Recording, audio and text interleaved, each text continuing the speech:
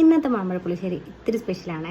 ടേസ്റ്റും പറഞ്ഞറിയിക്കാൻ ഉണ്ടാക്കാനോ വളരെ സിമ്പിളാണ്. അതുപോലെയല്ല നിങ്ങൾ ഇത്ര നാളും മാമ്പഴ പുളിശ്ശേരി ഉണ്ടാക്കിയെങ്കിൽ ഒന്ന് മാറ്റി ഒന്ന് വെറൈറ്റി ആയിട്ട് ഇതുപോലെ ഒന്ന് വെച്ച് നോക്കണം കേട്ടോ. വളരെ ടേസ്റ്റാണ്. നല്ല പഴുത്ത മാങ്ങ എടുത്തിട്ട് കട്ട് ചെയ്യാതെ ഒരു ചട്ടിയിലേക്ക് ഇട്ട് കൊടുക്കുക കേട്ടോ. ഇതൊന്ന് വേകാനായിട്ട് ആവശ്യത്തിന് വെള്ളം കൂടെ ഒന്ന് ചേർത്ത് കൊടുത്തിട്ട് നല്ലതുപോലെ തിള വരുന്ന സമയത്തിന് ശർക്കരപ്പാനി നമുക്ക് ചേർത്ത് കൊടുത്തിട്ട് നല്ലതുപോലെ തിളയ്ക്കുന്ന സമയത്തിന് നമുക്കിതിലേക്ക് നെയ്യ് 1 ടേബിൾ സ്പൂൺ ചേർത്ത് കൊടുക്കാം കേട്ടോ. നന്നായിട്ടൊന്ന് കുക്കായിട്ട് വരുന്ന സമയത്തിന് നമുക്കിതിലേക്ക് ഒരു അരപ്പ് തയ്യാറാക്കി എടുക്കാം കേട്ടോ. ചിരകിയ തേങ്ങയിലേക്ക് മുളക് പൊടിയും മഞ്ഞൾപ്പൊടിയും ഉപ്പും തൈരും കൂടെ ചേർത്തിട്ട് നല്ലതുപോലെ ഒന്ന് അരച്ചെടുക്കണേ. ഈ സമയം മാങ്ങയെല്ലാം ശർക്കരപ്പാനിയിൽ കിടന്ന് നല്ലതുപോലെ കുക്കായിട്ടുണ്ടേ. ഇനി നമുക്കതിൽ അരപ്പും കൂടെ ഒന്ന് ചേർത്ത് കൊടുത്തിട്ട് ഒന്ന് മാറ്റി വയ്ക്കാം കേട്ടോ. ഇനി മാമ്പഴ പുളിശ്ശേരിയിലേക്ക് താളിപ്പ് ചേർത്ത് കൊടുക്കാം.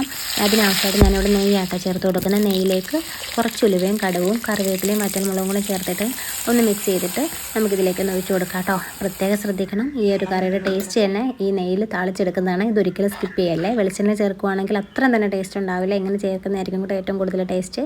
ഇനി എന്താ അടുത്ത പരിപാടി?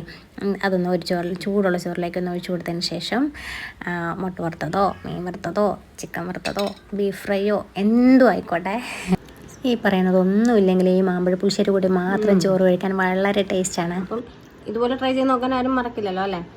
അപ്പം ശരി, അടുത്ത വീഡിയോയിൽ കാണാം. Thank you.